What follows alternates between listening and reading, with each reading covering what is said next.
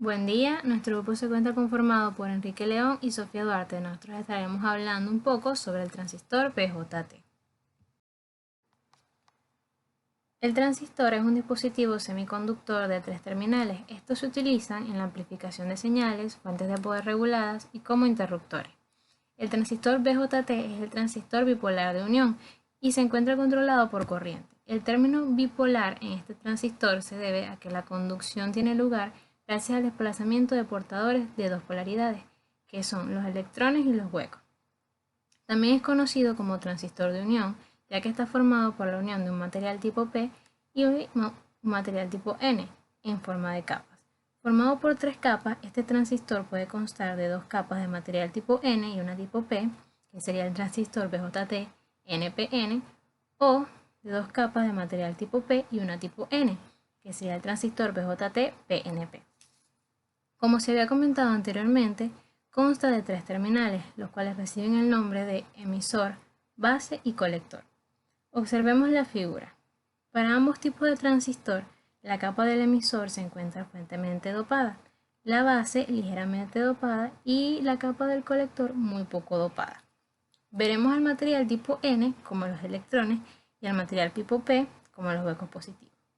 Entonces, que el dopado de la base sea mucho menor que el dopado de sus capas exteriores disminuye mucho la conductividad hacia este terminal.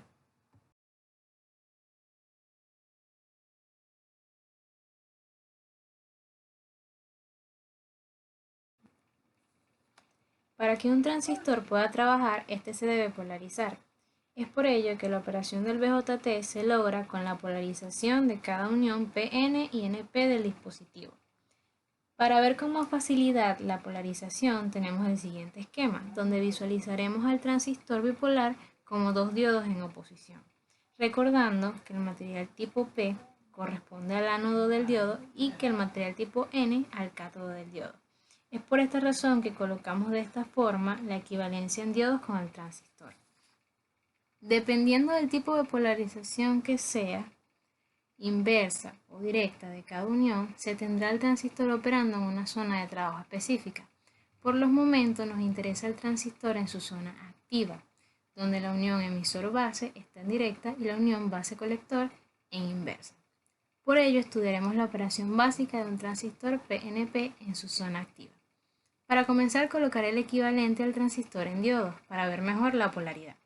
Como se puede observar, la dirección de la corriente va dirigida, en este caso, hacia la derecha, es decir, la corriente entra por el emisor. De esta manera se ve que la unión emisor-base correspondiente a este diodo se encuentra polarizada de manera directa y la unión base-colector quedará polarizada inversamente. Esta polarización directa permite la conductividad debido a los portadores mayoritarios del material tipo P al N. Como el material tipo N es muy delgado y su conductividad es baja, una muy baja cantidad de portadores mayoritarios tomaría esta ruta. En la unión base-colector está polarizada inversamente y no hay conducción debido a los portadores mayoritarios, pero sí se presenta un flujo de portadores minoritarios, del material tipo N al tipo P. La mayor parte de los portadores mayoritarios vienen de la unión emisor-base, que al llegar al material tipo N se convierten en portadores minoritarios, que provocan la conductividad en esta unión polarizada inversamente. Entonces, se dice que en el BJT-PNP la corriente va de emisor a colector. Ahora, viéndolo de esta manera y aplicando la ley de corrientes de Kirchhoff, la ecuación de corriente del BJT queda de esta forma, donde la corriente del emisor es igual a la corriente de la base más la corriente del colector. Aunque, como habíamos mencionado anteriormente, I sub B es muy pequeña, con lo que podríamos decir entonces que la corriente del emisor es casi igual a la corriente del colector, tomando en cuenta que la corriente del emisor es mayor a la corriente del colector. Esto por los niveles de impurificación de las capas emisor y colector. A su vez, podemos decir que tanto la corriente del emisor como la del colector son mucho mayores que la corriente de la base.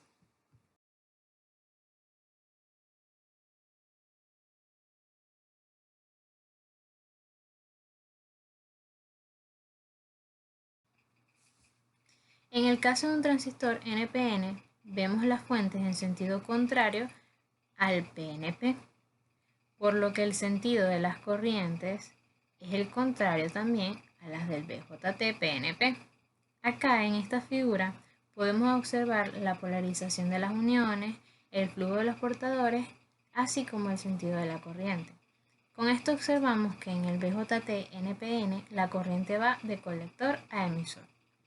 Con la información estudiada, es importante conocer el símbolo circuital para BJT-PNP y BJT-NPN.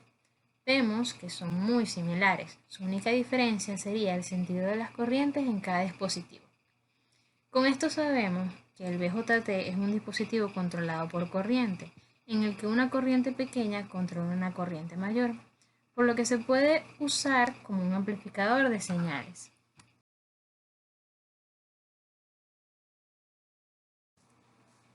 Configuración del BJT como amplificador. Primeramente, un amplificador es un dispositivo que aumenta la magnitud de una señal de entrada sin modificar su forma de onda. Los transistores bipolares son amplificadores de corriente ideales. Cuando se aplica una pequeña señal al terminal de entrada, en los terminales de salida aparece una reproducción amplificada de esta corriente. En el amplificador, las señales son medidas con respecto a un punto común. Dependiendo del terminal que se tome como común, se tendrá una configuración específica. Estas configuraciones son configuración base común, configuración emisor común y configuración colector común.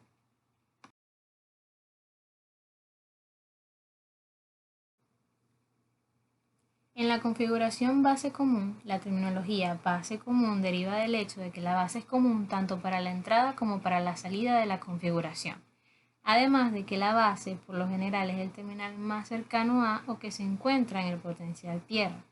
En esta configuración tendremos la entrada por el emisor, la salida por el colector y la base es el común.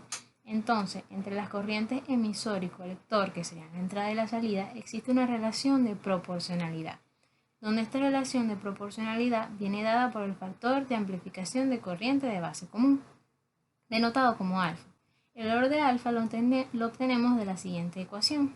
Alfa es igual a la corriente del colector sobre la corriente del emisor, donde, como la corriente del emisor es casi igual a la corriente del colector, entonces alfa será casi igual o cercano a 1, pero menor a 1, ya que la corriente del emisor es mayor a la corriente del colector. En esta configuración no se produce ganancia de corriente, pero sí se produce ganancia de tensión.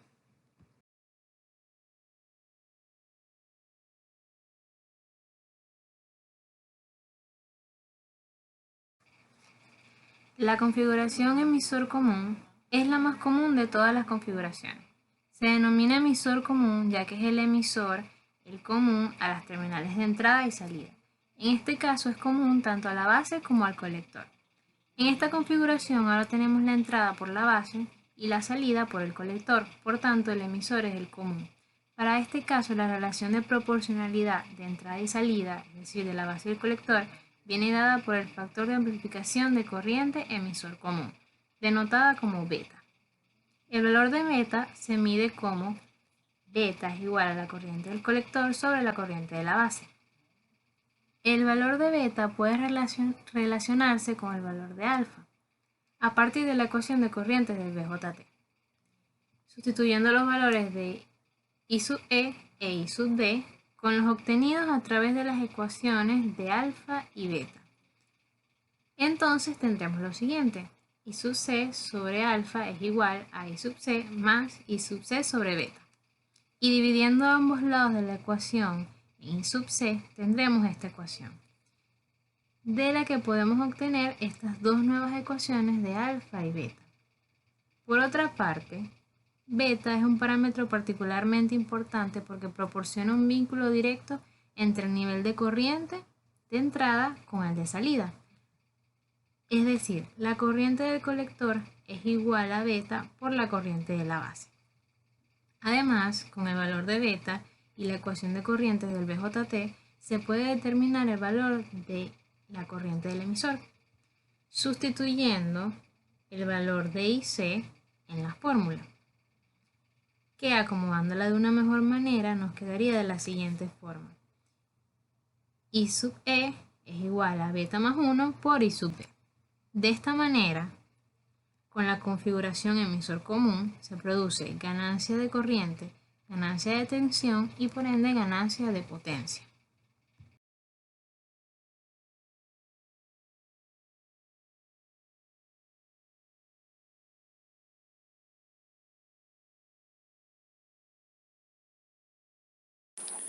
Configuración colector común. A diferencia de la configuración emisor común y la configuración base común, la configuración colector común es un tipo de configuración de transistor BJT donde la señal de entrada se aplica al terminal base y la señal de salida se toma del terminal emisor.